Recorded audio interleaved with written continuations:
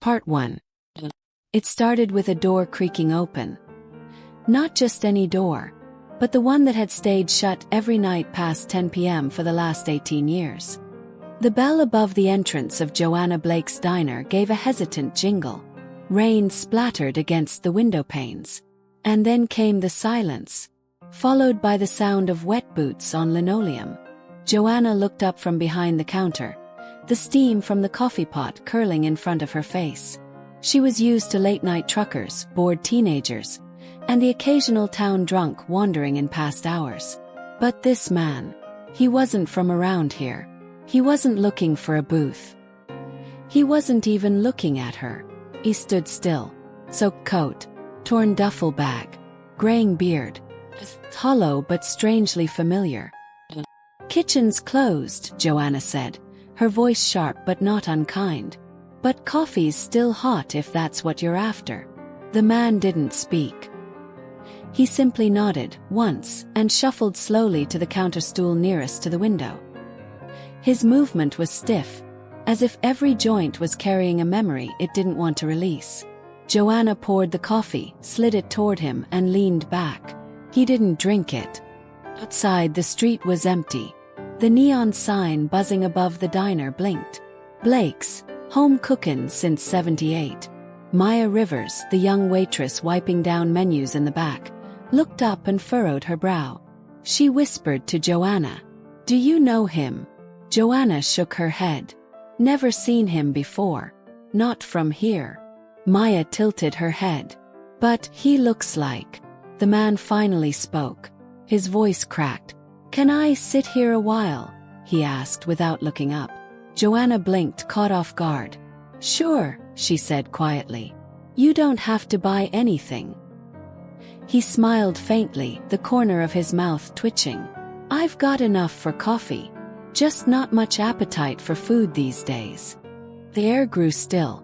In a town like Fairhope, Alabama, population barely 6,000, mystery didn't walk through the door often, especially not in the shape of a homeless man who carried no umbrella, but a water-stained leather journal clutched tightly under his coat.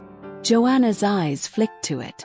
She'd seen worn-out Bibles, marriage certificates, even divorce papers over the years, but there was something about the way this man protected that journal, like it contained someone's life, or maybe his own. "What's your name, sir?" Maya asked softly, trying not to startle him. He hesitated. Then finally he said, "Elliot." "Was Elliot Crane." Joanna nearly dropped the coffee pot. Name. It struck like lightning in her chest. That name hadn't been spoken in this diner for over 2 decades. Not since the fire at the old textile plant. Not since the newspaper headlines. Not since her husband died. Joanna gripped the counter to steady herself. Elliot Crane. Wasn't he the man blamed for it all? Maya looked between the two of them, sensing tension but not understanding the depth. "Mr. Crane," she said gently. "I'm Maya. That's Joanna. You're safe here." Elliot looked at Maya for the first time. And in that glance, something shifted. He wasn't just homeless. He was haunted. Joanna, swallowing the memory down like bad coffee, walked back to the counter and tried to compose herself. "You been through here before?" she asked casually. Elliot's answer was slow. "Long time ago. Place looked different then." "Yeah," Joanna replied flatly. "So did a lot of things." He glanced down at the steaming mug. "I used to live 2 towns over," he said quietly. "Before everything fell apart." "What happened?" Maya asked, then immediately regretted the question. Elliot didn't answer. He pulled out the journal, opened to a folded page, and stared at it. The edges were wrinkled, but a photo was clipped inside. Woman, smiling, standing outside this very diner, with Joanna. Joanna's breath hitched. She couldn't believe her eyes. That woman in the picture. It was her sister, Layla. And Layla had been missing for 19 years. Outside, the wind howled louder, slamming against the door. Inside, 3 people sat in silence. one of them carrying a secret that would change everything they believed about loss, judgment, and second chances. But Joanna wasn't ready to ask. Not yet. Because if what she was thinking, if Elliot Crane had any connection to Lila's disappearance, this quiet night was just the calm before a storm 2 decades in the making. And she wasn't sure if she could survive that storm again. The diner fell into a thick, eerie silence after Joanna uttered the name. Elliot Crane. Joanna hadn't spoken it aloud in almost 2 decades. Maya, standing stiff near the coffee machine, blinked rapidly. You know him?" she asked, her voice dropping to a whisper as if saying it too loud might crack open the room. Joanna didn't answer right away. Instead, she slowly turned her back on Elliot and placed both hands on the counter, breathing deeply through her nose like she was holding back a scream or maybe a memory. Her eyes flicked to the photograph under the napkin holder, the one Maya had never seen her touch before. A faded image of Joanna's younger sister, Lila, smiling on a dock with a man whose face had been deliberately scratched out. The man's silhouette looked a lot like Elliot Crane. "Lock the front door," Joanna said flatly. "Now." Maya hesitated. "Why?" "Joanna, if you know this man, do it." Her voice cracked slightly, but she masked it with the clang of a ceramic mug she slid back into place. Maya slowly stepped toward the front and turned the bolt with a soft click. Outside, the wind had picked up, swirling autumn leaves across the empty main street of Willow Creek, a town too small for strangers, especially the kind who dragged 20 years of silence behind them. Elliot finally spoke. "I'm not here to cause trouble, Joanna." His voice was raw, thick with gravel and guilt. "I just wanted a meal. Didn't expect to see you again, like this." Joanna turned around, her arms folded tightly across her chest, her eyes like steel. "And what exactly did you expect, Elliot? A welcome sign? A hug? Maybe a slice of Lila's favorite lemon pie?" He winced. Even Maya could feel it, like the sound of a long-closed door creaking open somewhere deep in the bones. "Wait," Maya said gently. Were you close to Lila?" Joanna didn't answer. But Elliot's eyes, those tired, hollow, searching eyes, turned to Maya like he wanted to confess something but didn't know how. "I was supposed to protect her," he said, voice trembling. "Instead, I disappeared." Silence pressed again like a cold hand. Joanna walked toward him slowly, then set a small bowl of chicken soup down in front of him. "Eat."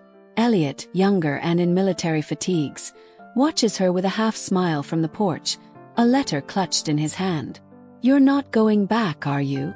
Lila says, catching her breath. He looks down. "They're deploying me. Afghanistan. I leave Sunday. But you promised." He doesn't answer, just tucks the letter into his jacket and turns toward the woods. That's the last time Lila ever saw him. And that's the last anyone in Willow Creek ever saw her. Back in the present, the diner's overhead fan hums like a whisper. Elliot finishes his soup in silence. Joanna and Maya watch him like detectives trying to read the last page of a novel without skipping ahead. "I didn't hurt her," Elliot said finally, wiping his mouth with the back of his sleeve. "But I did leave. And because of that, something happened. Something I've been paying for ever since." Joanna's jaw tightened. "She vanished, Elliot. No notes, no calls, no body. Just gone. And you disappeared with her." "I know." His hands trembled now. "And that's why I came back." Outside, headlights swirled past the diner window and faded into the night. Joanna moved closer, leaning across the counter until their faces were inches apart. "Tell me everything you remember from that night." Elliot blinked. "It wasn't just a night, Joanna. It was a choice. And it started long before the night she vanished." Twist reveal begins. Joanna pulls out a small, weathered journal, the one that Maya had seen earlier tucked beneath the register. She slams it on the counter in front of Elliot. "This," she says, "was found buried beneath the floorboards of Lila's room when we remodeled 2 years ago." Elliot's face drains of color. "I thought it was gone," he murmurs. Maya's eyes widen. What is it? Elliot opens the first page, his hands shaking. There, in Lila's unmistakable handwriting. If anything happens to me, tell Joanna not to trust the man in the uniform. Pause. 3 seconds. Joanna froze. Elliot stared at the words like they'd just punched him in the throat. I never wore my uniform around her, he said softly. Maya frowned. Then who did she mean? Joanna whispered. Deputy Travis Cole. The journal lay open on the counter like a wound someone had tried to stitch shut and failed. Elliot didn't speak. Joanna didn't move. And Maya, her hand still resting on the edge of the register, was the only one who dared to breathe. Deputy Travis Cole, she repeated slowly. Isn't he? The sheriff now, Joanna finished, eyes never leaving Elliot's pale face. And back then he wasn't just a deputy. He was obsessed. Elliot's voice came out rough, low. He hated me. He hated anyone Lila cared about, Joanna muttered. The silence between them became heavier than the room could hold.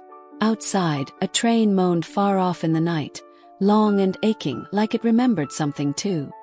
Elliot finally raised his eyes. Joanna, that night. I was supposed to pick Lila up.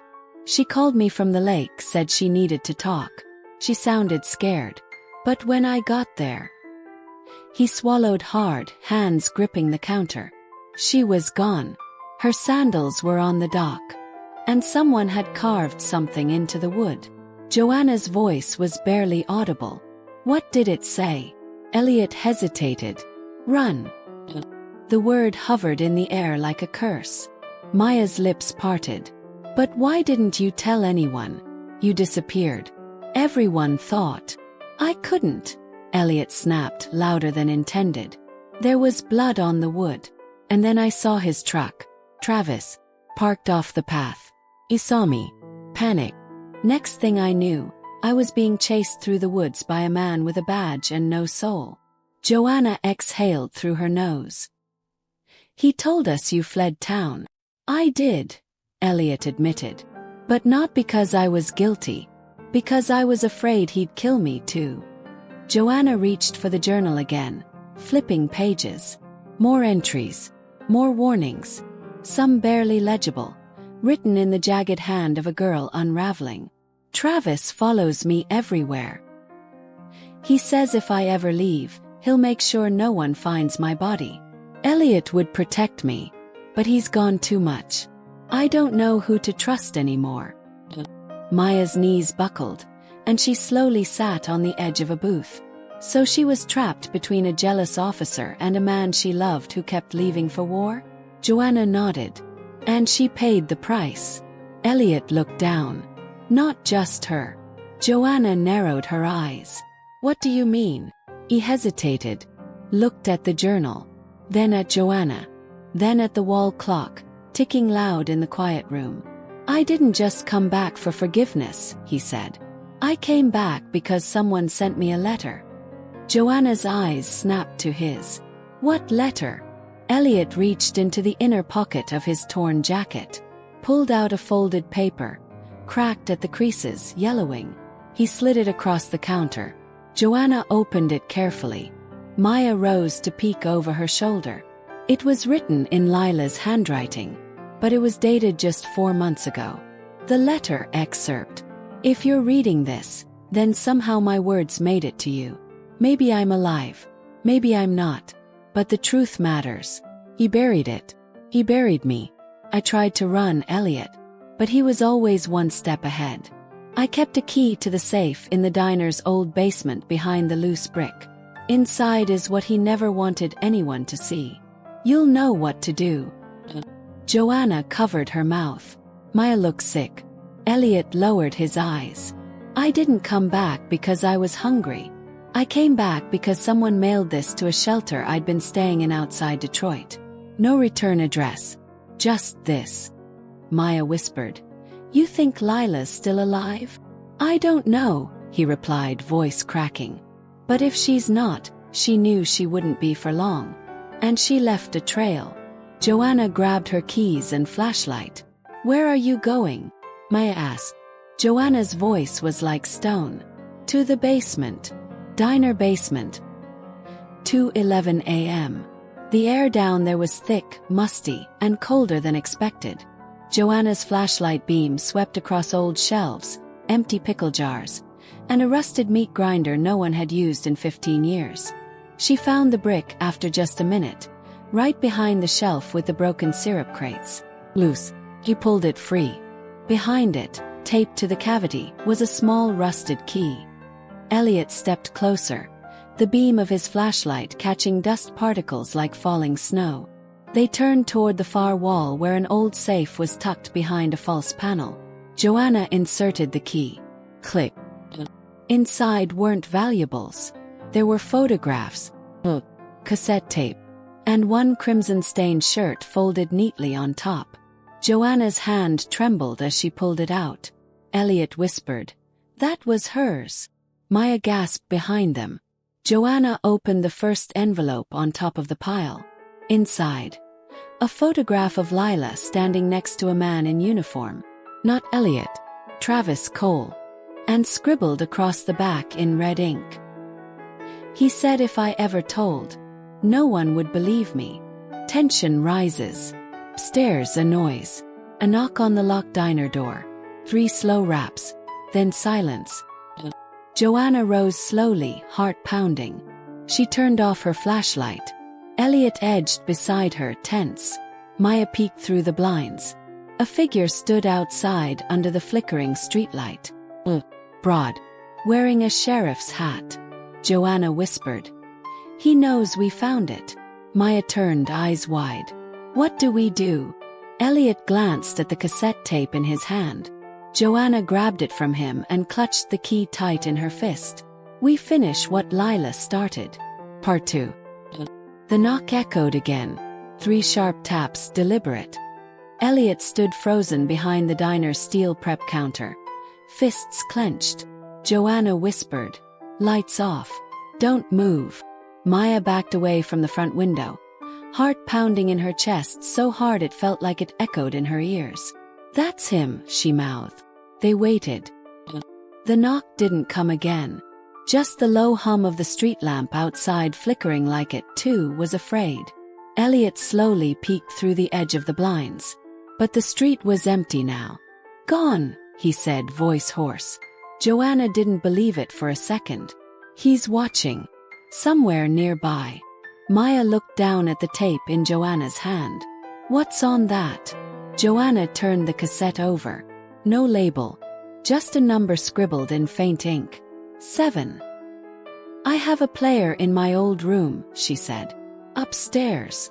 They moved as quietly as possible through the back hallway and up the narrow stairs behind the kitchen. Everything in Joanna's room was still exactly how her father left it after his stroke. Unmoved, untouched. She dug under the bed and pulled out a dusty tape player. Elliot clicked the cassette in. The gears whirred. Voice. Fragile. Female. Layla. "If you're hearing this, then maybe I finally found the courage to leave. Or maybe I didn't. But I had to try. Travis has eyes everywhere. People in town think he's a hero, but they don't know him like I do. He scares me. And if he finds out I recorded this, he'll kill me. Just like he said he would." A gasp escaped Maya's lips. Joanna gripped the armrest of the chair tightly. "He said I was his, even before Elliot left. He said no one would believe me if I told the truth. But I kept a file. I hid it in the old safe with the photos, the letters, the medical reports. Everything he did to me. Every threat, every bruise, it's all there. If something happens to me, I need someone to see it. Believe it. Tell my story." The tape clicked off. Silence again. Joanna looked at Elliot. She knew. Elliot nodded. She was terrified. Maya pointed to the bag of evidence they had pulled from the safe. "Then we take this to someone. Someone outside town." Joanna scoffed. "You think anyone out there is going to care what happens in a place like Driftwood Falls?" Elliot stood up. "Then we make them care." But before anyone could say another word, headlights flooded the bedroom wall. All three of them turned at once. The beam of a cruiser shone directly onto the diner's front entrance. A moment later, a loudspeaker crackled to life. "This is Sheriff Travis Cole." Joanna Blake opened the door. "I know you're in there." Maya backed toward the dresser. "Oh my God. He's making it official." Elliot cursed under his breath. "He's going to frame us for something." Another voice came through the speaker, this time smoother, colder. "Elliot Crane, you are wanted for questioning in the disappearance of Lila Montgomery. Step outside with your hands visible." Joanna's voice hardened. "He waited 20 years to pull this." Elliot turned to her. "We can't stay. He'll break in." Joanna grabbed her duffel bag. "Then we go out the back. Now. Back alley." 3:21 a.m. The night was darker than before.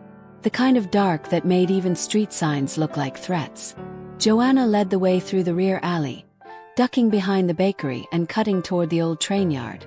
Elliot carried the evidence bag. Maya kept glancing over her shoulder.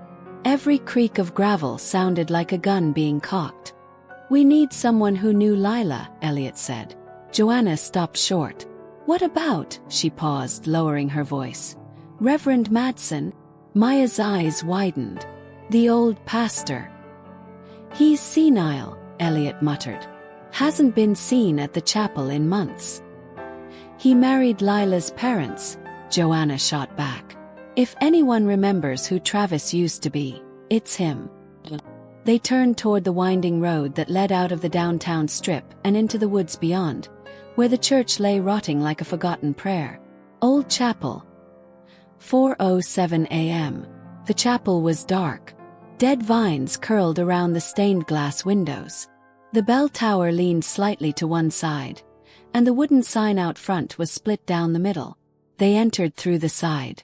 "Reverend," Joanna called softly. No answer. Just the sound of water dripping somewhere deep in the back. "Check the vestry," Maya whispered. Elliot pushed the door open. And there, in the last pew, hunched over with a blanket around his shoulders, sat Reverend Madsen.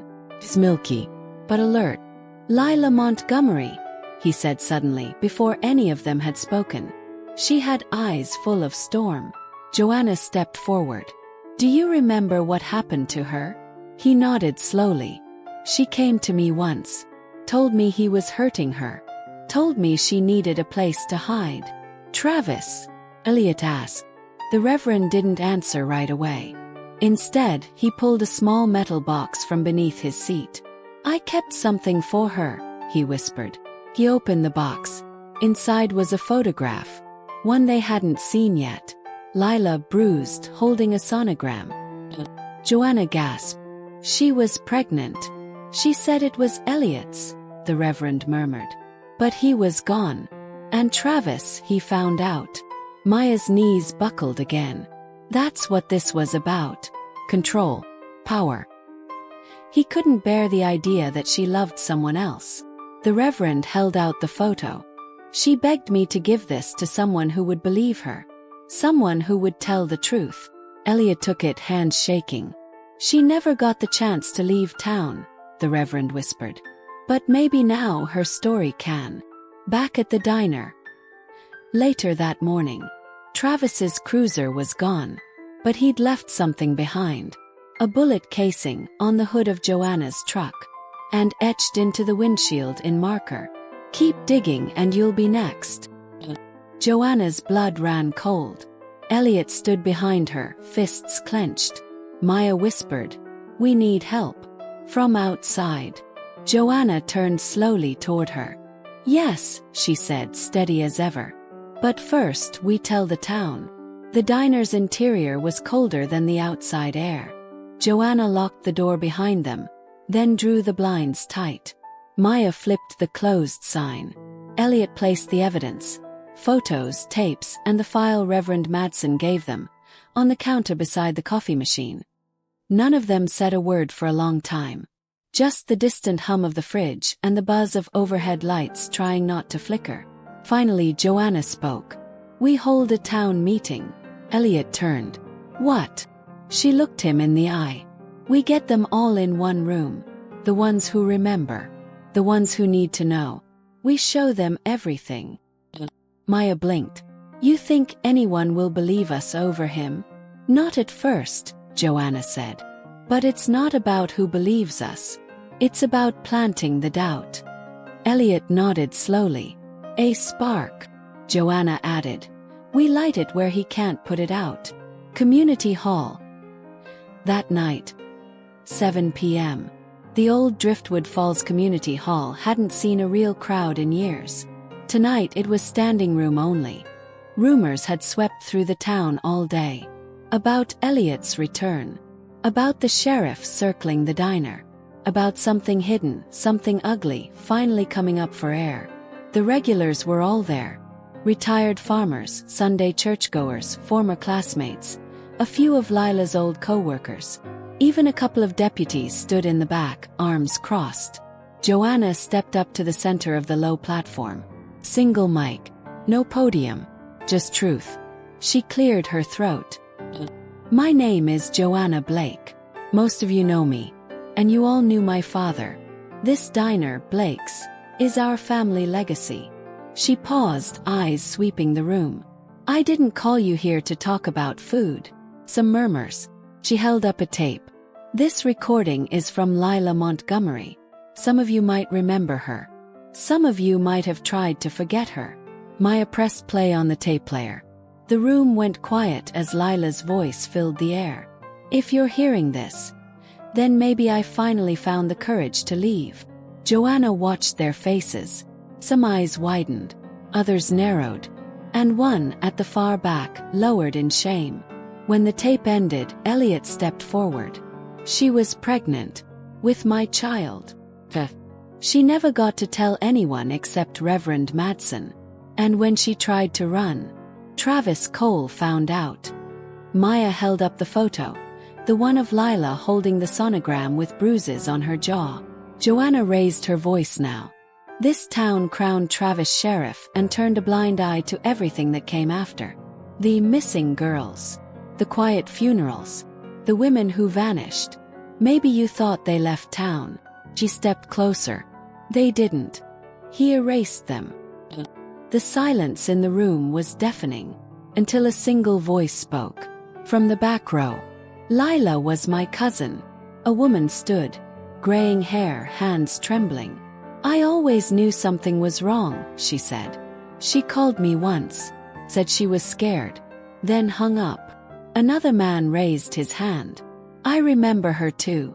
She came to the clinic one night with bruises. Told me she fell. I didn't believe her. But I didn't ask. Now the room was shifting. Voices murmuring. Connecting dots. Old wounds stirring. Elliot stepped forward. We're not asking you to storm the station or pick a side. We're asking you to listen. Look. And stop pretending nothing happened. But then, clack. A thunderous slam echoed through the doors. The room spun toward the entrance. Sheriff Travis Cole stood in full uniform. Hat low. Hand on his holster. Deputy Rourke behind him. Quite the show, Travis said, slowly stepping forward. Joanna's heart raced. Maya stepped in front of the tape player instinctively. Travis scanned the crowd. So this is what it's come to. Conspiracy theories. From a disgraced drifter and a girl who ran from her own daddy's diner. Elliot stepped forward. We have proof. Travis grinned. Then bring it to court. Oh wait, there is no case. No body. No warrant. No judge in their right mind is going to believe a dead girl's bedtime story. The room stayed tense. But Travis wasn't done. He raised his voice. You want to accuse me, Fame. But you're forgetting one thing. He pulled a piece of paper from his coat pocket. Elliot Crane has a sealed juvenile record. Assault. Vandalism. You think a judge won't ask why he really ran from town? Elliot's fists clenched. But Joanna stepped in front of him. You can smear us, Sheriff, she said. You can lie, twist, and threaten. But tonight people heard her. They saw her pain. She pointed toward the tape player. And once a town hears the truth, they never forget it again. Travis looked around, and for the first time he seemed unsure. Eyes around the room didn't drop the way they used to. Mouths whispered behind hands. Doubt was spreading, like wildfire. Road outside Driftwood. Later that night, the three of them, Joanna, Maya, and Elliot, drove into the night, the town shrinking behind them in the rearview mirror. They didn't stop him, Maya said, voice low. They let him walk out. Joanna answered without turning. Not yet. Elliot stared out the window. What if that's it? What if he still wins? Joanna pressed harder on the gas. He won't. Elliot turned toward her. Because we still have something he doesn't. What's that? Maya asked. Joanna looked up at the stars for the first time in days. And smiled faintly. Time. It was past midnight when they returned to Blake's diner. Joanna unlocked the door quietly, as if the walls themselves needed rest. Elliot stepped in last, locking it behind them. The place smelled faintly of coffee and old memories. No one spoke. Maya sat at the counter and buried her face in her hands. Elliot leaned against the fridge, staring at nothing. Joanna stood still, holding Reverend Madsen's file in her arms like it was sacred scripture. I don't know what we expected, Maya whispered. A town full of pitchforks and torches. Joanna slowly shook her head. No, just ears. And they heard us, Elliot added. We saw it. But they didn't act, Maya snapped. They let him walk out like he owned the place. He does, Joanna muttered bitterly.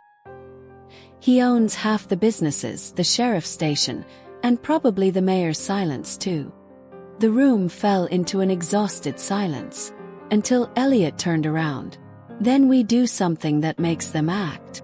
Joanna raised an eyebrow. Like what? We burn the mask off him. Completely. We find the final piece. Something they can't ignore, even if they try. Maya looked up. The tapes and Lila's photo weren't enough. What could possibly be worse? Elliot hesitated, then said softly, a body. The room froze. Joanna's hands tightened around the file. Maya stood. Elliot. She was pregnant, he cut in. She left a tape, but we have nothing that proves where she ended up. Travis knows we can't prove it. Maya whispered. You want to dig up a grave? No, Elliot said. I want to find the one that never got dug. Joanna's voice dropped to a whisper. The ravine. Maya looked between them. What ravine? Joanna looked haunted. Behind the old mill. It's overgrown now, but back in the day, they used to say it was where people threw away things they didn't want found. I remember, Elliot said. That night. The headlights. Dirt on his boots. You think he dumped her there? I think it's the only place that fits. The next morning, Driftwood Falls woke up to the usual. But beneath the surface, people were whispering. About the meeting. About the tape. About Sheriff Cole's face when Joanna said, truth. He was still in his office, filing damage control calls and flipping through legal codes, when Elliot quietly left town again. Outskirts. The old mill, noon. The woods behind the abandoned mill were denser than he remembered.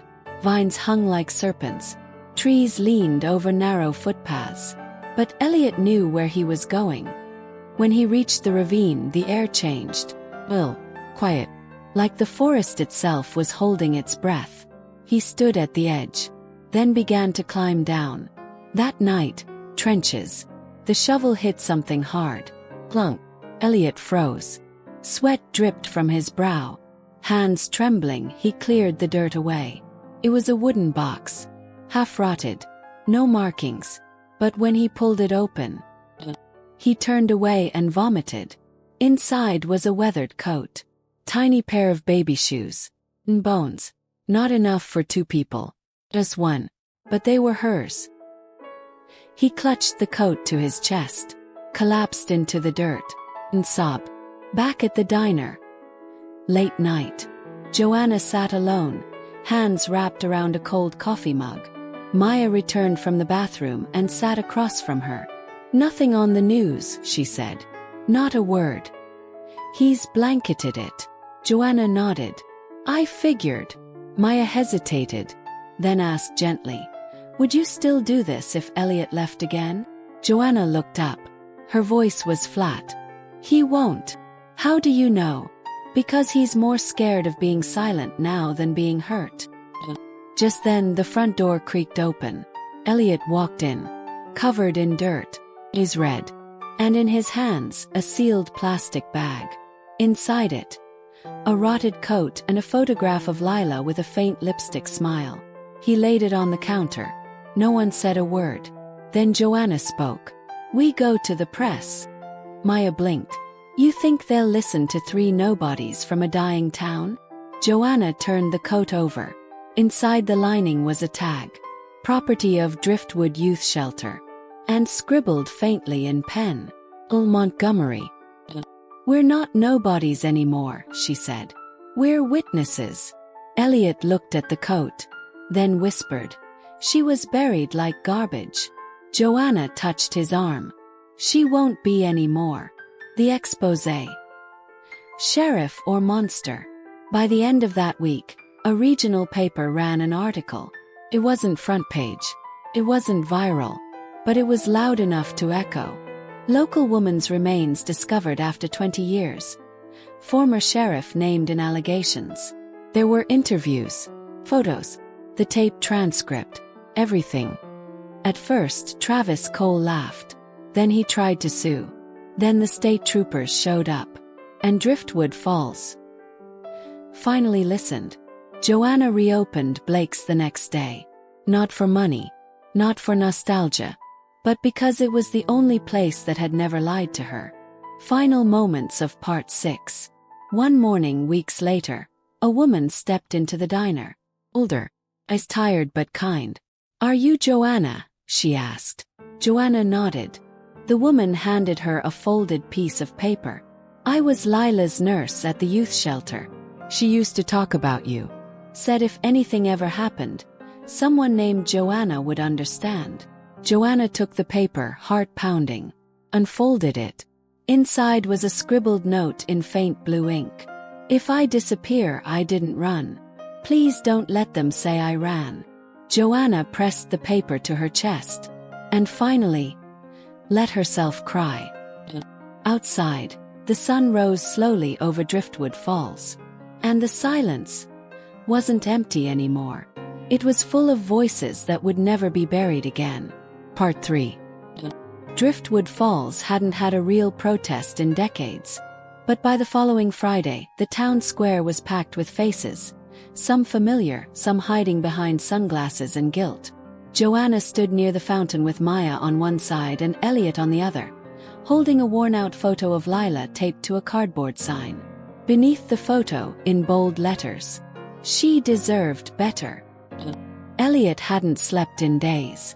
Not since they'd sent the evidence to the journalists. Not since the DNA test confirmed that the bones in the box matched Lila's mother's swab. Not since the whispers around town turned into murmurs of truth.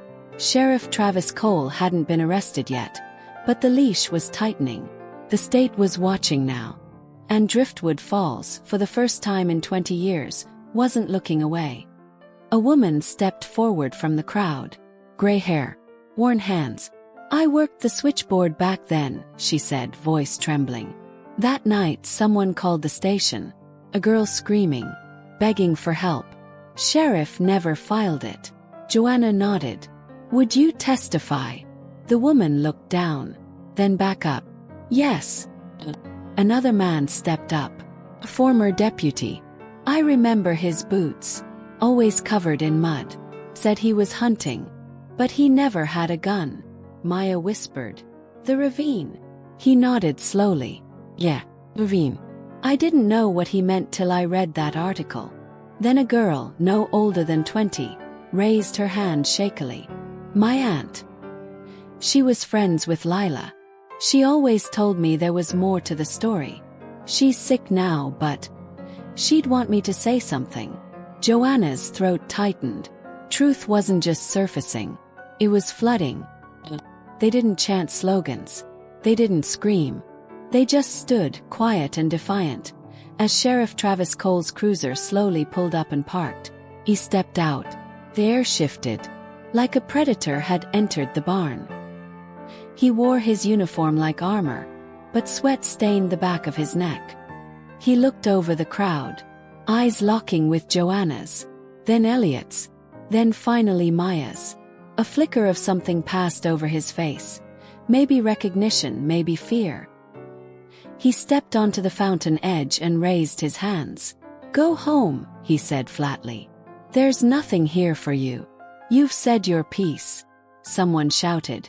"What about hers?" A hand pointed at the photo of Lila. Travis's jaw tightened.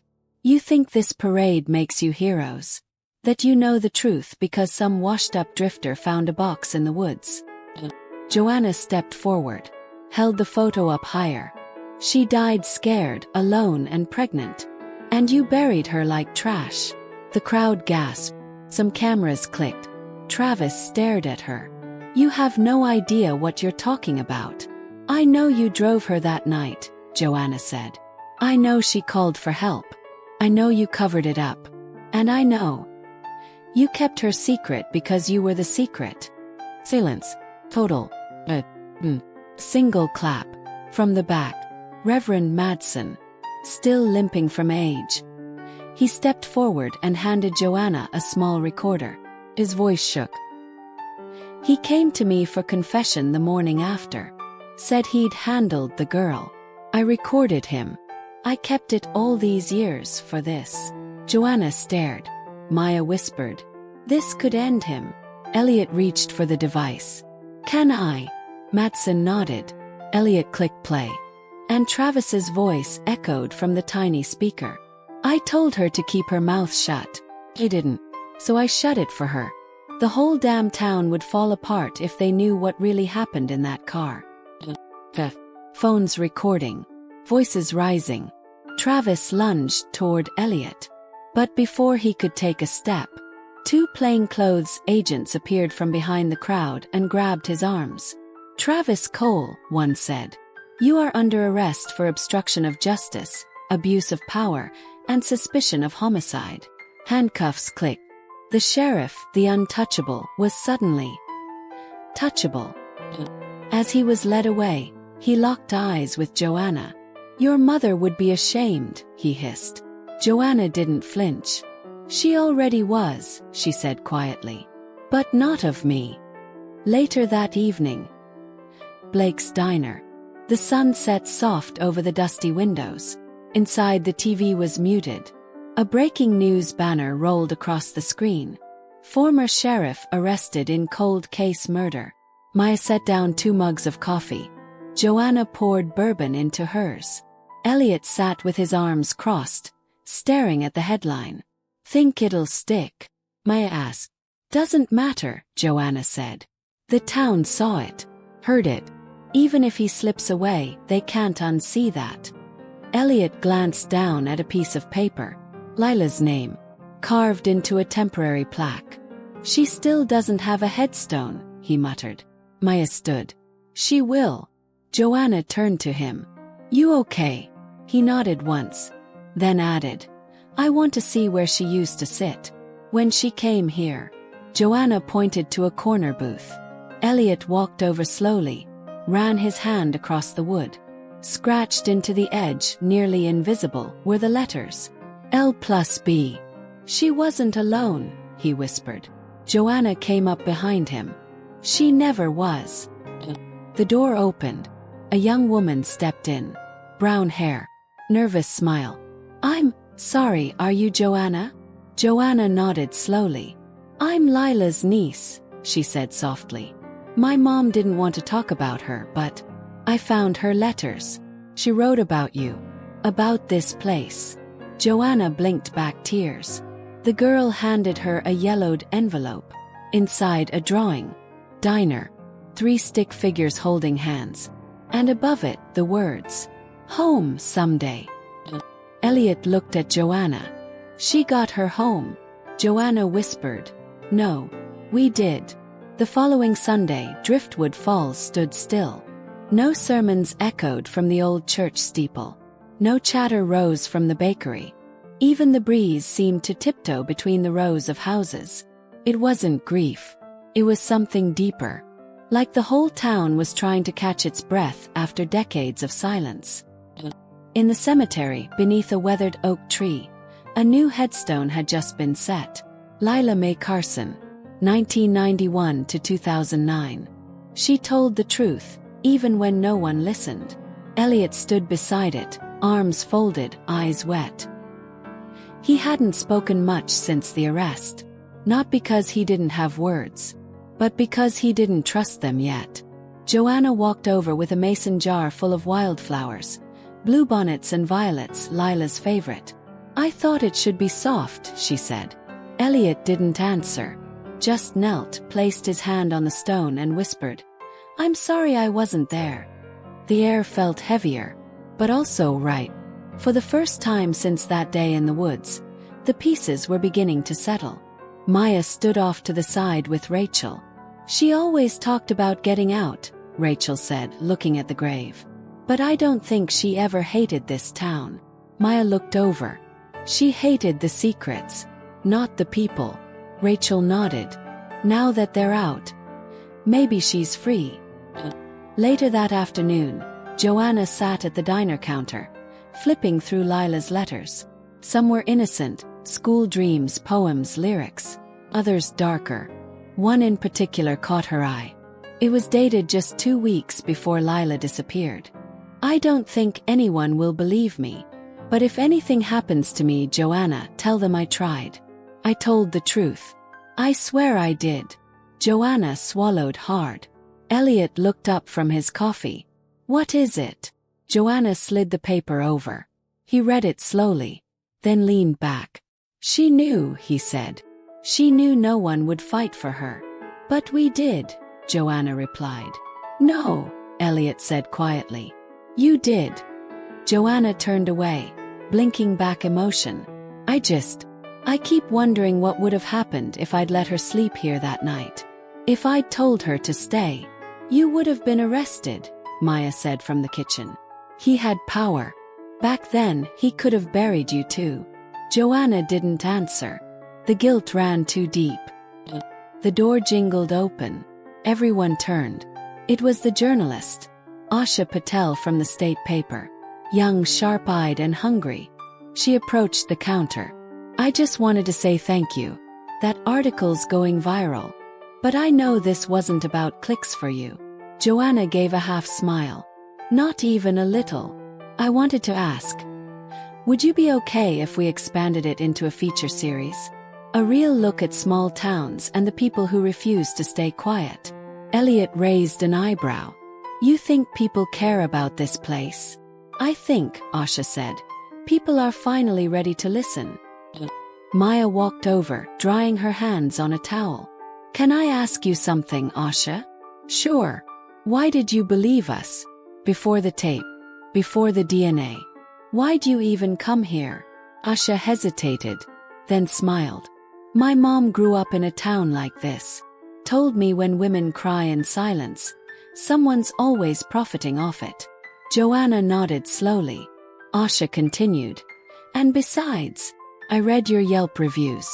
You've got the best banana cream pie in the state." They laughed. Softly, the kind of laugh that doesn't break pain but stitches around it. That night, they lit candles by the headstone. No speeches, no crowd.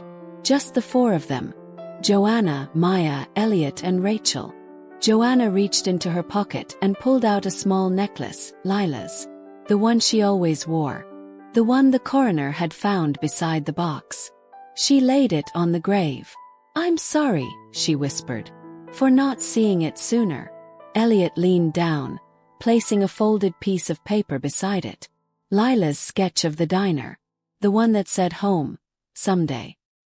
Maya spoke last. "No one gets to decide who matters. Not men in power. Not silence. You mattered, Lila. Always did." They stood for a long time, listening to the wind pass through the trees. Then slowly turned to leave.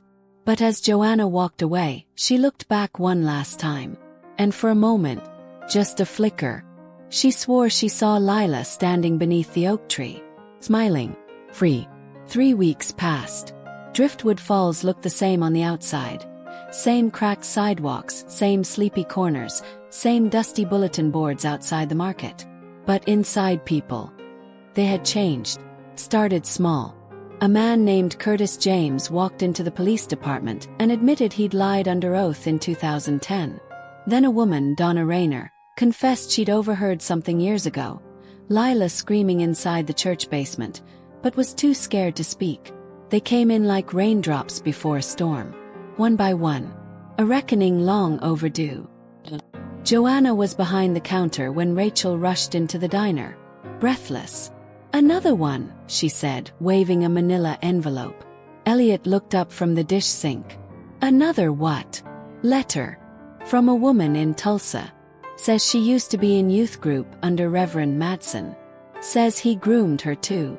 Maya came from the kitchen, wiping her hands on her apron. "How many is that now?" 7. All from different towns. All with the same story. Joanna clenched her jaw. "I knew it wasn't just here," she whispered. Outside, the fall wind had begun to blow. Leaves skittered across the parking lot as if trying to escape something too. Asha Patel sat at a back booth, typing furiously on her laptop. When Joanna approached, she didn't look up. "You're writing about them now?" Joanna asked. Asha nodded. "Every voice matters. Especially the ones buried the deepest." He paused, then looked up. "But this story, it started here. With you." Joanna shook her head. "It started with her. We just finally listened." Later that evening, Elliot stood behind the diner, smoking quietly. He didn't want to. He hated the habit. But tonight, he needed something to quiet the scream building in his chest. He heard footsteps. Meh. She leaned beside him, arms folded, watching the streetlight flicker. "You okay?" she asked. Elliot didn't answer right away. "I keep thinking about Lila's journal," he said.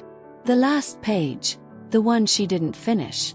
Maya nodded slowly. "She wrote, 'I wish.' And then stopped." "I wish what?" Elliot muttered. "I wish someone heard me. I wish I hadn't gone into the woods that night. I wish I mattered." Maya took the cigarette, crushed it beneath her boot. "You can't rewrite the end," she said gently.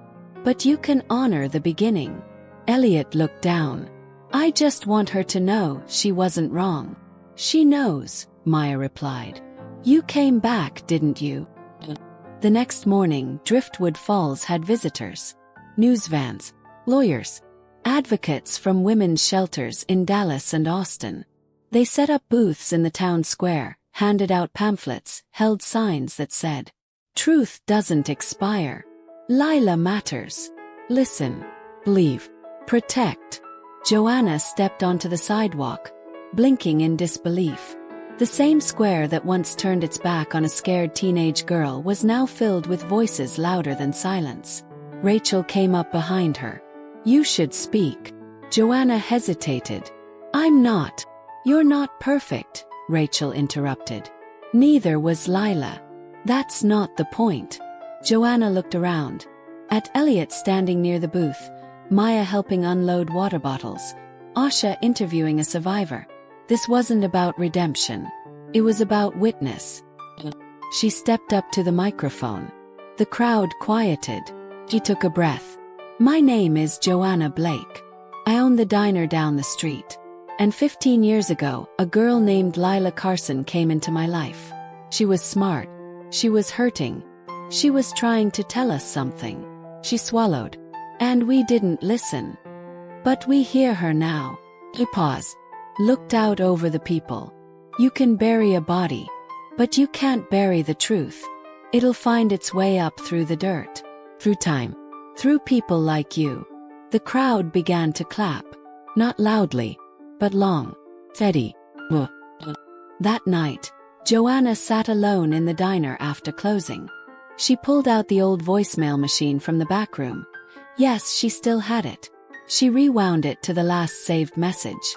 Click. Then Lila's voice came through. Hey Joe, it's me. Guess you're closed. I didn't know who else to call. I feel like I'm going crazy. He said if I talk they won't believe me. But I have to say it.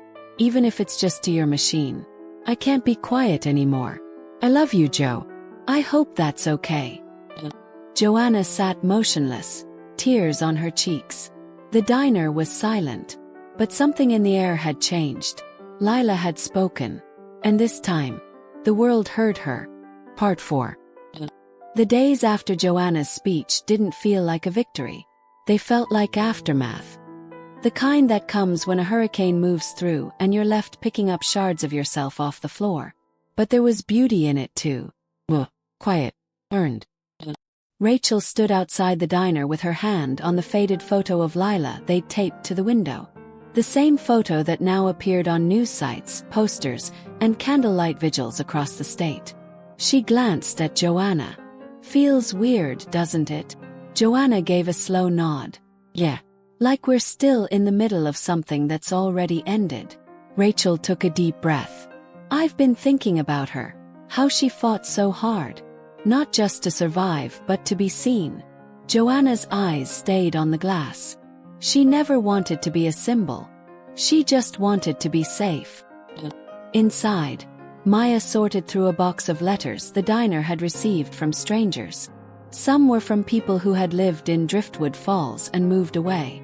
Others came from as far as Chicago and Atlanta. Survivors, mothers, pastors, teenagers, all writing about Lila. And somehow, about themselves. Maya read one out loud. When I heard about Lila's story, I saw myself. From shadows, same silence. Thank you for giving her voice a place to land. She folded it quietly. Elliot entered from the kitchen, wiping grease from his hands. You guys need a break, he said. I can cover lunch shift. Joanna chuckled. Since when do you volunteer to run the counter? Since people started calling me the hero dishwasher of Driftwood Falls. He smirked. It was true. In the days since the press picked up their story, the diner had become more than a diner. People drove from neighboring towns just to sit in the booth where Lila once doodled on napkins. To order the pie she loved. To feel what truth tasted like. But not everyone was thrilled. Across town, a small group of locals picketed outside City Hall. They held signs that read, "Don't destroy our town's reputation. Fake victims, real consequences." Lila lied. Joanna saw the footage on the evening news. Elliot turned it off mid-broadcast. Cowards, he muttered. Joanna stayed quiet. It didn't surprise her. Truth, when it finally shows up, usually offends the ones who kept the door locked. That night, Maya sat on the diner roof with Asha. The stars above Driftwood Falls were soft and scattered, like shy things unsure if it was safe to come out. Do you think it'll change anything? Maya asked.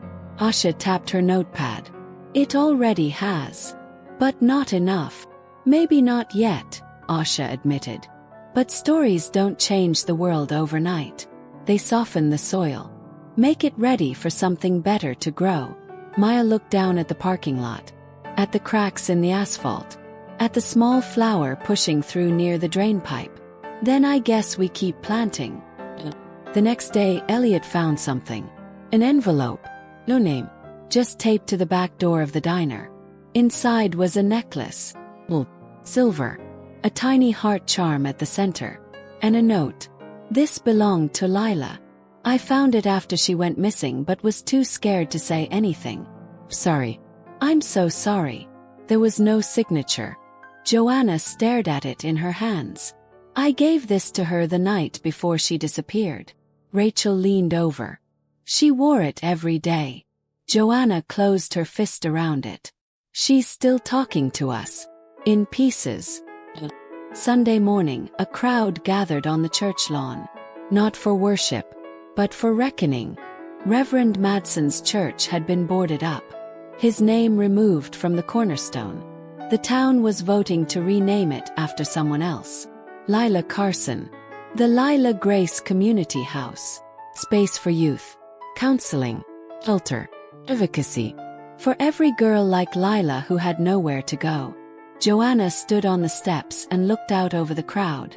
There were familiar faces, strangers, reporters, and there, just behind the oak tree, Curtis James, the man who'd lied under oath in 2010.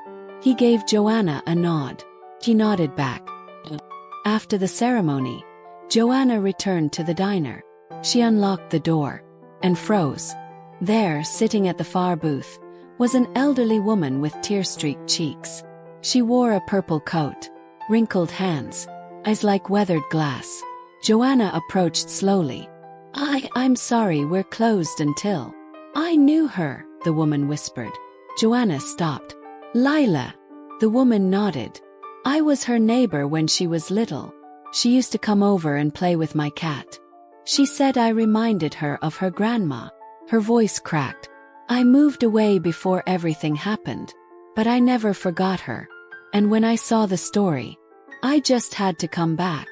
Joanna sat across from her, heart thudding. The woman reached into her bag and pulled out a photograph. Layla, maybe 9 years old. Missing front teeth, arms around a fat gray cat, sunlight on her face. Pure joy. Joanna took it with trembling fingers. She was light, the woman whispered. Even back then. That night, Joanna framed the photo and hung it beside the counter. No plaque, no explanation. Just Lila. She was, as she should have been remembered, free, laughing, alive. The photo of Lila, young, joyful, with arms around a chubby cat, changed something in the diner. Not just the decor. There. It softened the space. Every time someone stepped inside, they noticed it. Not because it was front and center, but because it seemed to glow even under the cheap overhead lights. Joanna often caught herself looking at it in the quiet hours. Mouth turned in a soft, sad smile. Lila had become more than a memory. She'd become the conscience of Driftwood Falls. Outside, life kept moving. Reporters came and went. TV trucks rolled down Main Street. More letters arrived in the mail. But something had shifted. The frenzy was dying down. Now came the reckoning. Asha Patel was the first to report it. Local authorities reopened 2 unsolved cases involving missing teenage girls from 2005 and 2009. New leads have emerged after the Lila Carson investigation. Joanna read the headline aloud. Maya looked up. You think this is connected? Feels like everything's connected, Joanna murmured. At the police station, Sheriff Travis Cole sat in a federal holding cell. He hadn't spoken since his arrest. No visitors, no lawyers, not even a statement to the press. But according to Asha's sources, that silence wasn't peace. It was strategy. Because if Travis Cole went down, he wasn't going alone. Elliot wasn't the type to pry, but even he felt the tension rising. One afternoon, while restocking coffee filters, he turned to Joanna. You okay? Joanna paused, then slowly nodded. I think I'm just waiting for the next shoe to drop. Elliot gave a lopsided grin. How many shoes does this town have? He smirked back. Enough to open a damn store. Meanwhile, Rachel was changing too. She had stopped wearing long sleeves, no longer hiding the self-inflicted scars on her arms. She even spoke at a school assembly about abuse, trauma, and healing. The auditorium was silent when she told the students, My Aunt Lila didn't survive, but I did. And if I can come back from the darkness, so can you. Afterward, a dozen girls lined up to hug her. Some of them cried. One handed her a crumpled piece of paper that said, Thank you for saving my life.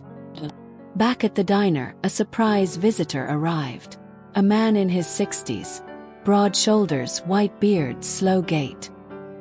He wore a navy jacket with a faded patch. USMC. Joanna met him at the door. Can I help you? He removed his cap. Name's Roy. She stared, not recognizing him. I used to know someone. Lila Carson. Her breath caught. You knew her. Roy nodded. I was her counselor. At the halfway house in Wichita. She was just 16. Barely spoke at first. He glanced around. I didn't know what happened after she left. I always hoped she was okay. Joanna guided him to a seat. She wasn't okay, she said quietly. But she fought anyway. Roy pulled something from his pocket. A small, worn-out leather journal. She left this behind. I kept it all these years. Joanna took it carefully. Inside, page after page of childlike handwriting. Drawings, scribbles, bits of poetry. And one page that hit her like a freight train. Maybe one day, someone will believe me. Joanna swallowed hard. I believe you, she whispered. Later that evening, Joanna placed the journal next to Lila's photo. Now there were two anchors of memory. One for the girl she was. One for the voice she left behind. That weekend, Maya decided to repaint the diner's front sign. It had been chipped for years. But this wasn't just maintenance, it was rebirth. She invited local kids to help. By sunset, the new sign read, Joanna's Place, Home of Hope. And underneath, in small painted letters, in memory of Lila Carson. Asha covered the story with a single-line post. Sometimes justice starts with a plate of fries and the courage to remember. But just as the town began to breathe again, another envelope arrived. This one didn't come by mail. It was slid under the door in the middle of the night. Joanna found it at dawn. Her fingers trembled as she opened it. No letter. No return address. Just one thing inside. Polaroid. Of Lila. Bound. Eyes terrified. Basement wall behind her. Stamped with a date. July 14, 2010. The day she vanished. Joanna dropped the photo. Her stomach turned. This wasn't closure. It was a threat. And somewhere out there, the real monster was still free.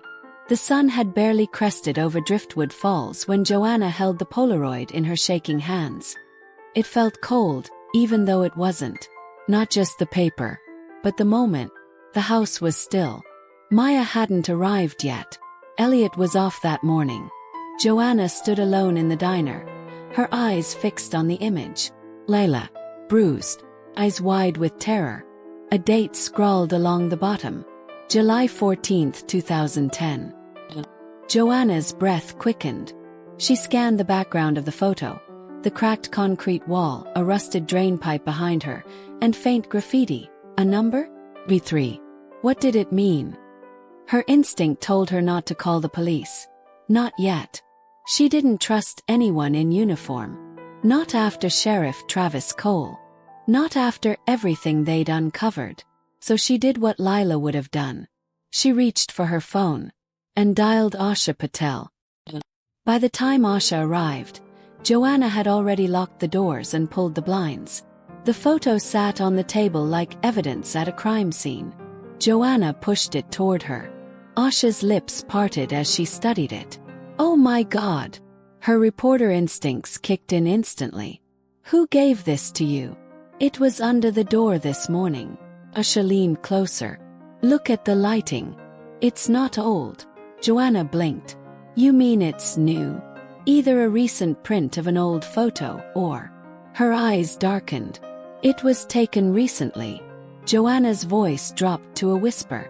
But Lila died over 10 years ago. Asha didn't respond.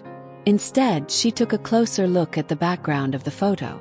There's graffiti. Number B3. That could be something.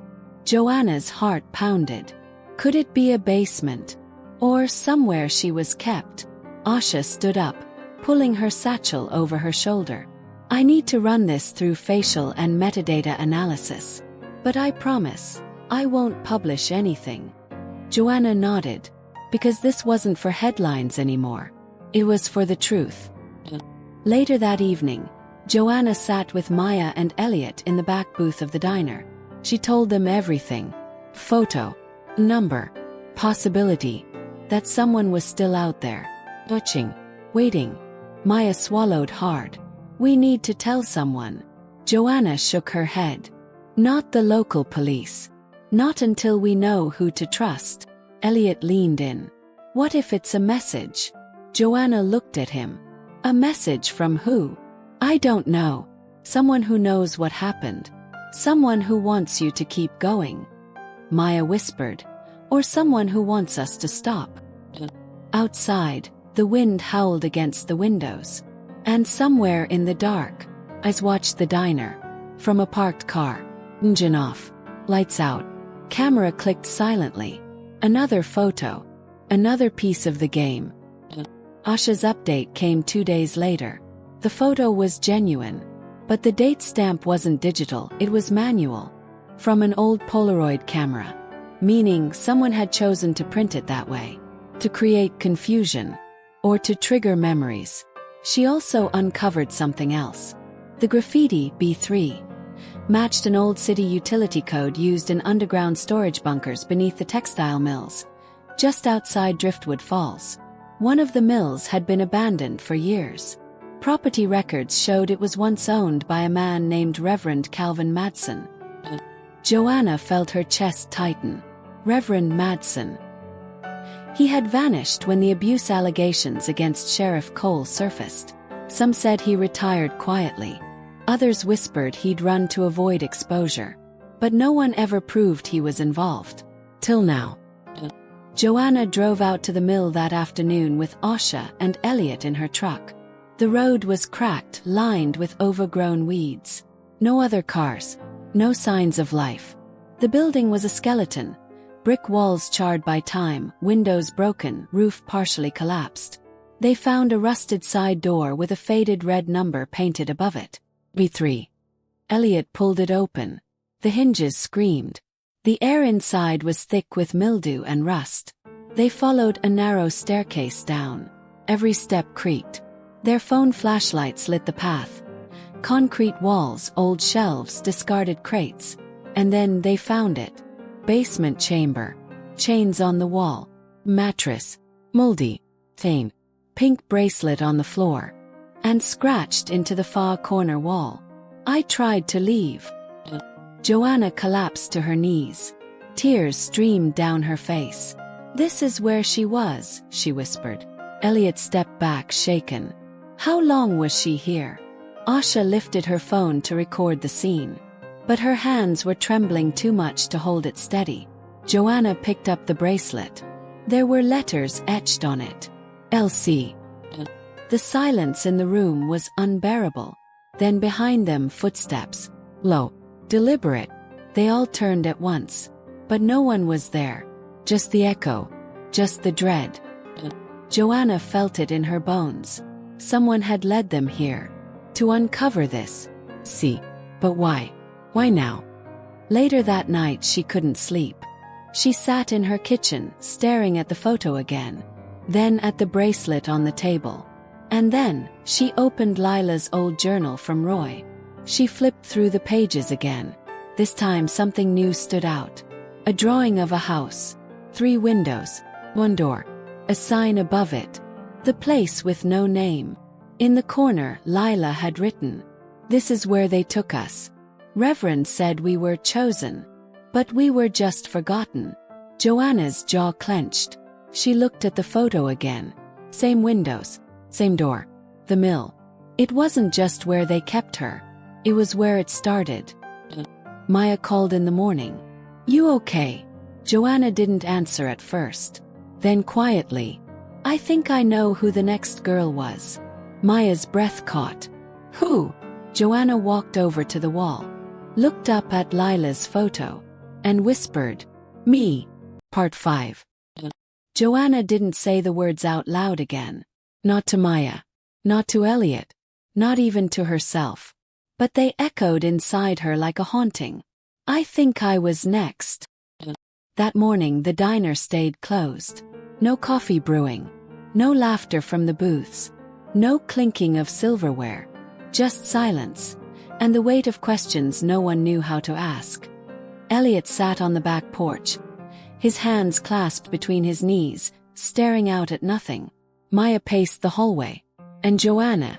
She locked herself in her room, staring at the photo of Lila.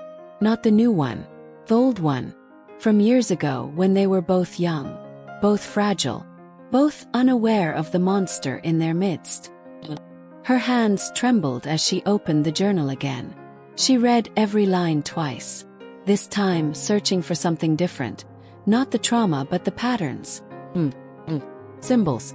Anything that connected the past to now. And then, buried near the back, written in fading ink. We were just numbers to them. I was 11. The girl after me was 12. Joanna froze. It wasn't just a count. It was a list. Lila had been number 11. And Joanna, if she was right, she had been marked as 12. But why didn't they get her? Why did it stop? Maya knocked gently on the door. Joanna, you need to come out. Asha's here. Joanna opened the door slowly. Her face was pale. Type. What did she find? She asked. Asha was in the dining room, papers spread across the table like puzzle pieces. She looked up as Joanna entered. I think I found where Reverend Madsen went after he disappeared. Joanna sat down. Asha pointed to a map. 3 counties over Maple Ridge. There's a property owned under a shell company. But the deed shows it was purchased by someone named Cal Martins. Elliot leaned over. That's not Madsen's name. No. But look at this. She pulled out a grainy photo. It was from a security camera. A man buying supplies. Hat low. Beard. But the eyes. Joanna's stomach twisted. It was him. Older. Thinner. But still him. Reverend Madsen, she whispered. Asha nodded. Local reports say he runs a retreat out there. Claims it's for rehabilitation. But there's no website. No staff records. No public access. Joanna's mind raced. What if that's where the others were taken? Maya stepped forward. We need to go. Asha shook her head. It's private land. He could shoot first, ask later. Joanna stood, her voice firm. I'm not asking. Elliot grabbed his keys. I'm driving. It took them nearly 3 hours to reach the edge of Maple Ridge. The retreat wasn't on GPS. They had to follow hand-drawn directions and forest roads that hadn't seen pavement in years. Twice they passed rusted-out trucks. Once they saw a deer. But mostly just trees. Quiet. Suffocating. And then, at the bottom of a hill they saw it. A wooden sign nailed to a tree. The sanctuary. Below it a simple phrase. Be reborn. Joanna's knuckles whitened around the passenger handle. That's what he used to say, she whispered. What? Elliot asked. She didn't look away from the road. In his sermons, pain breaks the old self. Obedience creates the new. They drove up the gravel path, past a large wooden house with a wraparound porch. It looked peaceful. Chickens in a pen. Clothes on a line. Wind chimes. But it felt wrong. A woman came out to greet them. Mid-30s. Smiling. Welcome to the sanctuary. Are you lost? Joanna got out slowly. We're looking for Reverend Madsen. The woman's smile faded just slightly. I'm sorry. There's no one by that name here. Maya stepped forward. We know he's here. We just want to talk. The woman's eyes narrowed. Then she nodded toward the porch. Wait here. 10 minutes passed. Then the screen door creaked open. And there he was. Older. Thinner. But very much alive. Reverend Calvin Madsen. He didn't speak at first. Just stared at Joanna. His expression unreadable. You look just like your mother. Joanna stepped forward. I remember you. I was 8. Lila brought me to your church once. Madsen tilted his head. Lila. A spirited one. Too spirited. Joanna's hands curled into fists. You hurt her. He didn't deny it. Didn't flinch. Instead, he said something that made Elliot step forward in alarm. I saved her. From herself. Joanna's voice cracked. You chained her. In a basement. Madsen's eyes turned cold. She came willingly. At first. Asha, filming quietly, took a step closer. Where are the others? He looked at her. Gone. He took them. Joanna's heart skipped. Who? Madsen looked at her. And for the first time, real fear flickered in his eyes. I was just the shepherd, he said. He was the wolf. Elliot stepped forward. Name. Give us his name. But Madsen didn't answer. Instead he said, you shouldn't have come. And then, the sound of tires. 2 black trucks pulled up behind them, blocking the road. Men stepped out. Not police. Not residents. Private. Armed. Joanna's breath caught. Get in the car, Elliot whispered. But it was too late. One of the men spoke into a radio. She's here. Joanna looked back at Madsen. Who are they? But Madsen just turned away and walked inside, closing the door behind him. Elliot revved the engine, turning the truck in reverse. They didn't wait. Didn't speak. Didn't stop until they were 20 miles out and the signal returned. Joanna finally exhaled. Someone knew we were coming. Asha's hand shook. This goes deeper than we thought. Joanna stared at the road ahead, her voice hollow. It was never just about Lila. It was about all of us. They didn't sleep that night. No one did. Joanna sat at the edge of her bed, her fingers locked around Lila's journal like a lifeline. Outside, the wind howled against the windows of the diner's upstairs apartment. Inside, the silence was only broken by the occasional creak of old floorboards. Maya stayed in the kitchen, a cold cup of tea clutched in both hands. Elliot stood by the window with a baseball bat nearby. And Asha sat on the couch, uploading footage to the cloud in case they didn't make it through the night. They were waiting for us, Asha finally whispered. They knew where we were going. Joanna didn't look up. They've always been watching. Maya's voice cracked. But why now? Why stir this up after all these years? Joanna finally looked at her, her eyes tired but unflinching. Because someone is cleaning house. Madsen was just a tool. The real one pulling the strings. He's still out there. Asha pulled out a name. From an old police file she'd cross-referenced. One that kept coming up quietly. In real estate documents, trust accounts, and shell corporations linked to the sanctuary and other properties like it. A name Joanna had never heard before. Orenvale. Elliot narrowed his eyes. Who is he? Asha leaned in, lowering her voice. A former government contractor. Behavioral conditioning. Psychological warfare. He disappeared off the grid 20 years ago. Right around the time Lila was taken. Joanna's skin prickled. You think he was experimenting? I think, Asha said carefully. He was creating something. And Madsen was part of his human testing. Maya stood. Then we expose him. We go public. But Asha hesitated. Not yet. We need evidence. Solid, documented proof. Joanna took a breath. Then we go back to where it started. Elliot stiffened. You mean the place she was held? Joanna nodded. Curtis said there were tunnels. If they're still there, maybe there's more than just chains and silence left behind. By sunrise they were back on the road. This time with backup. Rachel had returned. With Curtis James, the quiet whistleblower who once worked under Sheriff Travis Cole. He brought blueprints of the old town hall. A building that had been abandoned for years but held dark secrets beneath it. It was where Lila had vanished. And it was time to face it. The town was still. The old hall sat at the edge of downtown, its windows boarded, its facade sagging from time and neglect. But something about it still felt alive. Curtis unlocked the side door with a crowbar and led them through the dark corridors by flashlight. They used to hold council meetings here, he whispered. But that was just a cover. The real work happened below. They reached a narrow stairwell. Cold air rose up from the bottom.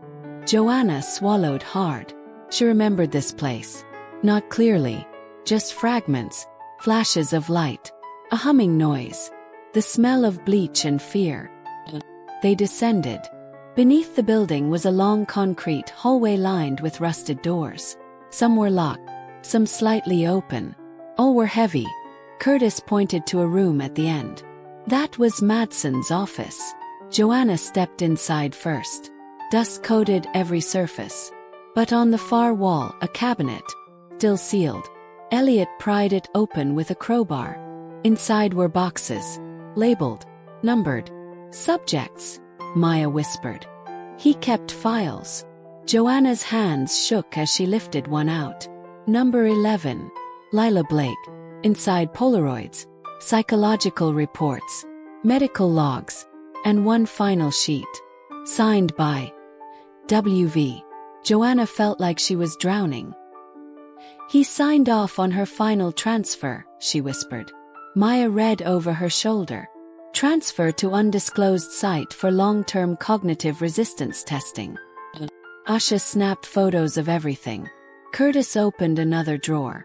Look at this, he didn't just target girls. There were boys too. Kids from foster care. Runaways. Even juvenile offenders.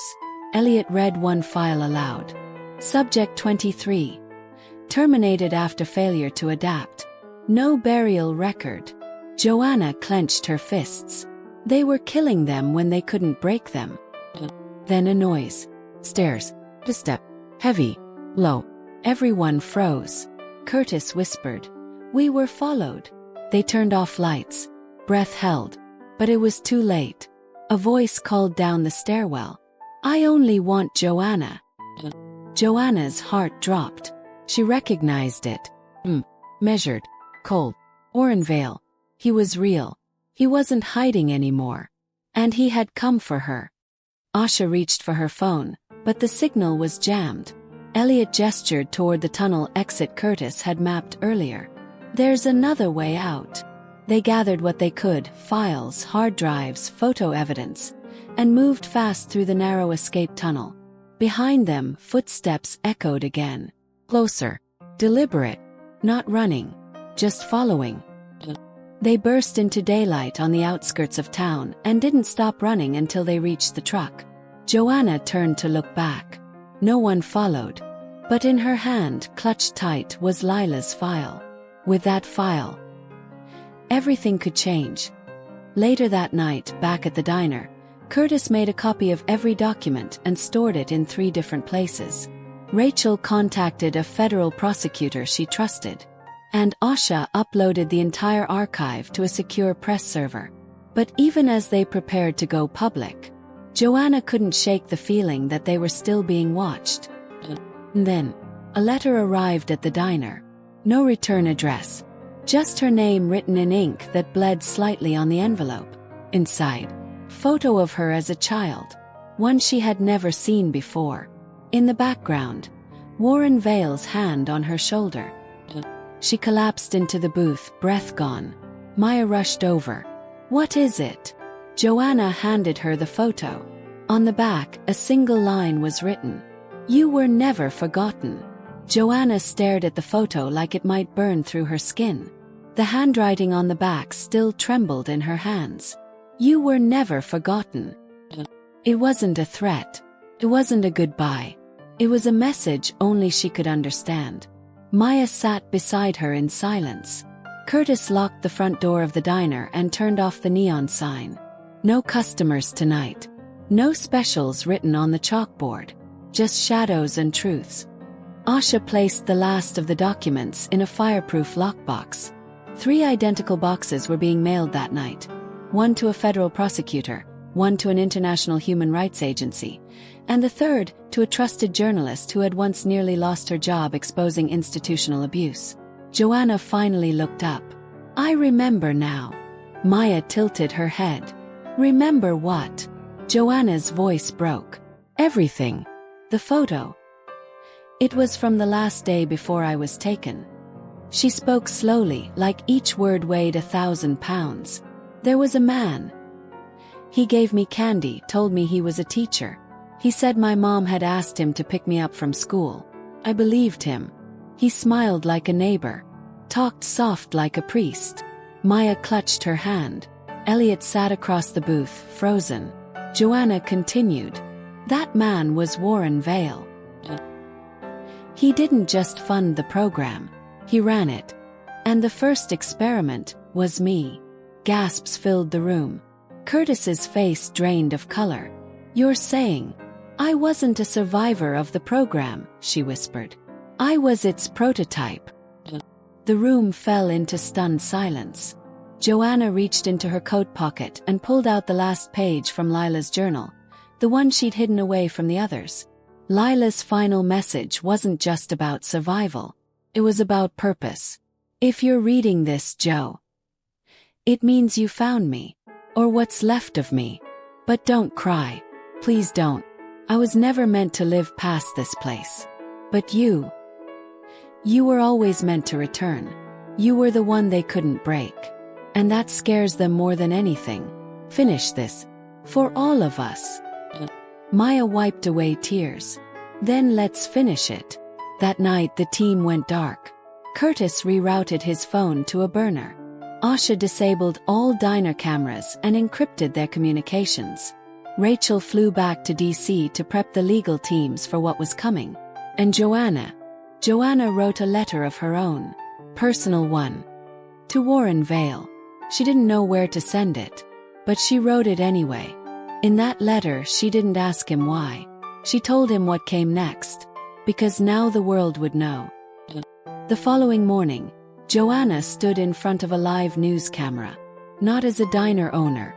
Not as a mystery survivor. But as a woman reclaiming her past. She held Lila's photo. Then the files. The documents. Evidence. Reporters surrounded her. Cameras rolled. Her voice was steady. I was 10 years old when I was taken. I was not the only one. There were dozens of us, maybe more. Hidden. Broken. Some never made it out. But I did. And I'm here to tell you. This wasn't a one-man operation. This was a funded, hidden system. And we are going to tear it down. The footage went viral within hours. Networks picked it up. International agencies opened investigations. The FBI issued a warrant for Warren Vale. But he was already gone. His properties were empty. His digital trail erased. And yet, whistleblowers began to come forward. Old scientists, former staffers, even a nurse from the facility in Texas where the original subjects were held. Each testimony added weight to Joanna's words. One man's empire of silence was finally collapsing. But justice isn't always cinematic. Slow, and painful, and exhausting. Joanna stayed in the fight. So did Maya. Elliot helped manage outreach to other survivors. Asha launched an online memorial for those who had vanished. Names like Subject 9, Subject 17, and Lila Blake. Their stories would no longer be forgotten. Months later, the diner reopened. Same walls, same booths, but something was different. There was a warmth now, a resilience in the air. People didn't just come for pie. They came to heal, connect, to remember. Curtis became head of a new task force investigating government cover-ups. Rachel opened a center for survivor advocacy. Asha received a journalism award for her reporting. And one night, as winter crept in again, a girl walked into the diner, barely 15, skinny, shivering, eyes wide with hunger and something else, fear. She looked like Lila. Joanna rushed over. The girl whispered, I don't have anyone. Joanna just smiled. You do now. The camera pans out. The neon diner sign buzzes to life. A quiet hum against the night. Inside warmth, laughter, safety, hope. Outside in the shadows, a figure watches from a parked car. An older man, face obscured, hands folded. He doesn't speak. He just watches, then slowly drives away. He knows this isn't over, but neither does Joanna, because some stories don't end. They evolve, and some survivors become legends.